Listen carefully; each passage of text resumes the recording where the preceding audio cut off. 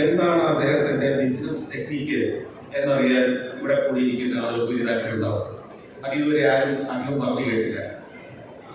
എനിക്കുണ്ടായൊരു ചെറിയ അനുഭവം പറയാം. അദ്ദേഹത്തെ ഞാൻ ആദ്യമായിട്ട് നേരിട്ട് കാണുന്നത് വളരെ വ്യത്യസ്തമായ ഒരു സ്ഥലത്ത് വെച്ചാണ്. കോവിഡ് കാലത്ത് ഞാൻ കുറച്ച് കൂടുതൽ പ്രശ്നമുള്ള ഒരസുഖം ബാധിച്ച് ഹോസ്പിറ്റലൈസ്ഡ് ആയിരുന്നു. അത് എറണാകുളത്ത് ലേക് ഷോർ ഹോസ്പിറ്റലായിരുന്നു. ഞാൻ ICU കിടക്കുകയാണ്. നല്ല ടെൻഷനുണ്ട്, സംഘർഷകാലമാണ്. കോവിഡ് കാലം മൂലം അധികം യാത്ര ചെയ്യാനോ എൻ്റെ ഓഫീസിൽ നിന്ന് ആളുകൾ വരാൻ പോലും പറ്റുന്ന കാര്യം. ഒരു ദിവസം ഒരു വിളി കേട്ട് ഞാൻ കണ്ണു തുറക്കുമ്പോൾ ICUവിന്റെ വാതക്കൽ യൂസഫ് നിസാർ മാസ്ക് കിട്ടി, ശരീരമാകെ നമുക്കറിയാം കോവിഡിനെ പ്രതിരോധിക്കുന്ന വസ്ത്രങ്ങളൊക്കെ ധരിച്ച് അദ്ദേഹം ആ ദിവസങ്ങളിൽ എറണാകുളത്തുണ്ടായിരുന്നു. അദ്ദേഹം കാണാൻ വന്നിരിക്കുന്നു. എങ്ങനെയുണ്ട്, സുഖമാകുന്നുണ്ടോ എന്ന് അന്വേഷിക്കാൻ. അത് ആദ്യത്തെ കണ്ടുമുട്ടല്. പിന്നീട് ഏതാനും മാസങ്ങൾ കഴിഞ്ഞ് മറ്റൊരു പരിപാടിയിൽ പങ്കെടുക്കുമ്പോൾ ഞാനും ആ വേദിയിലുണ്ട്, ആ സദസ്സിലുണ്ട്. നേരെ എൻ്റെ അടുത്തേക്ക് വന്നിട്ട് ചോദിക്കുന്നു, ഇപ്പം എങ്ങനെയുണ്ട് ആരോഗ്യസ്ഥിതിയൊക്കെ. കാരണം അദ്ദേഹവുമായിട്ട് ബിസിനസ് പരമായോ അല്ലാതെയോ പറയത്തക്ക യാതൊരു ബന്ധവുമില്ലാതെ സാധാരണ ജീവിതം നയിക്കുന്ന എനിക്ക് അദ്ദേഹവുമായിട്ട് ഒരു തരത്തിലുള്ള പരിചയവും അനുഭവവും ഉണ്ടായിരുന്നില്ല. ആ സദസ്സിലിരിക്കുന്ന എൻ്റെ അടുത്തേക്ക് വന്നിട്ട് ചോദിക്കുകയാണ്, എങ്ങനെയുണ്ട് രോഗഭേദമായി, എല്ലാം ഭംഗിയായില്ലേ. അപ്പം ഇനി അബുദാബിയിലേക്ക് വരുമ്പോൾ ഒന്ന് കാണാം. ഞാൻ അബുദാബിയിലേക്ക് ചെല്ലുന്നതിന് മുമ്പ് ശ്രീ നന്ദകുമാറിനെ കോൺടാക്ട് ചെയ്തു. അദ്ദേഹം പറഞ്ഞു ഓഫീസിലേക്ക് വരണം. ഓഫീസിൽ ചെന്നപ്പോൾ അദ്ദേഹത്തിന്റെ സീനിയർ ആളുകളെ കൂട്ടി എങ്ങനെയാണ് ലുലു പ്രവർത്തിക്കുന്നത്, ലുലുവിന്റെ ഇത്രയേറെ മാളുകളും സ്ഥാപനങ്ങളും എങ്ങനെയാണ് അബുദാബിയിലെ ഹെഡ്ക്വാർട്ടേഴ്സിൽ ഇരുന്ന് യൂസഫ് അലി സാറ് അദ്ദേഹത്തിന്റെ ഫിംഗർ ടിപ്പിൽ വിവരങ്ങൾ കിട്ടുന്ന മട്ടിൽ പ്രവർത്തിക്കുന്നത് എന്നുള്ള അദ്ദേഹത്തിന്റെ IT സെൽ ഉൾപ്പെടെ കൊണ്ടുവന്ന് കാണിച്ചു. എന്നിട്ട് പറഞ്ഞു, ഇന്നിവിടെ വെച്ച് നമുക്ക് അധികം സംസാരിക്കാൻ നേരമില്ല, അതുകൊണ്ട് നമുക്കൊരു കാര്യം ചെയ്യാം. നമ്മൾ ഇപ്പൊ ഷാർജയിലേക്ക് ഞാൻ പോകുന്നുണ്ട്, നമുക്ക് വിമാനത്തിൽ ഒന്നിച്ചിരിക്കാം, ഒന്നിച്ചങ്ങ് യാത്ര ചെയ്യാം. ഈ വിമാനത്തിലേക്ക് കയറി അദ്ദേഹത്തിന്റെ പ്രൈവറ്റ് ജെറ്റിൽ കയറി ഞങ്ങൾ യാത്ര പുറപ്പെടുകയാണ്.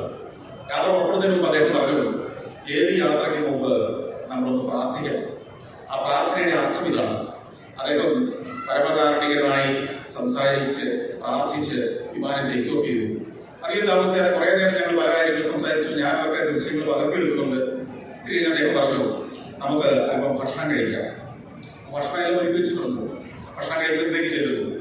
എന്നെ അത്ഭുതപ്പെടുത്തിയത് എന്താണെന്നറിയോ, ഞാൻ ഈ ദുബായിൽ ചെല്ലുമ്പോൾ നദുമാറിനറിയാം, ഈ കേരളത്തിന്റെ നാടൻ ചായ, നാടൻ പഴംപൊരി, നാടൻ പരിപ്പൂടെയൊക്കെ കിട്ടുന്ന സ്ഥലങ്ങൾ അന്വേഷിച്ച് പോയി ഭക്ഷണം കഴിക്കുന്നു. ഈ വിമാനത്തിൽ നിങ്ങൾ വിശ്വസിക്കില്ല, അദ്ദേഹം കഴിക്കാൻ ഒരുക്കി വെച്ചിരിക്കുന്നത് ഒന്നാം തരം പഴംപൊരി, വട, കൊഴുക്കട്ട, ഇലയട. വിശ്വസിക്കില്ല. സന്തോഷ് ജോർജ് കുളങ്ങര എന്ന് പറയുന്നത് നമുക്കറിയാം, MA യൂസഫ് അലിയുടെ സാമ്രാജ്യവും അദ്ദേഹത്തിന്റെ വലിപ്പവും മഹത്വവും ഒക്കെ വെച്ച് ഞാനൊരു സാധാരണ മാധ്യമപ്രവർത്തകന്മാരാണ്. പക്ഷേ ഈ വിമാനത്തിൽ കൊണ്ടുപോകുമ്പോൾ ഈ മനുഷ്യന് എന്താണ് കഴിക്കാൻ താല്പര്യം എന്നറിഞ്ഞ് ആ വിമാനത്തിൽ ആ ഭക്ഷണം ഒരുക്കി വെക്കാൻ, ആ കരുതലോടെ പരിചരിക്കാൻ, ആ കരുതലോടെ വിളമ്പിത്തരാൻ അദ്ദേഹം കാണിക്കുന്ന ശ്രദ്ധ.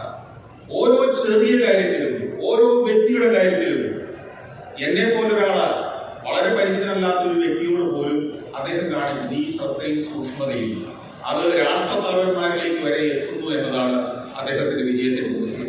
നമ്മൾ സംരംഭങ്ങളുമായിട്ട് ആരംഭിക്കുമ്പോൾ കോട്ടയംകാര് സംരംഭകരായ പ്രസ്ഥാനങ്ങളുടെ ഉടമകളാണ്.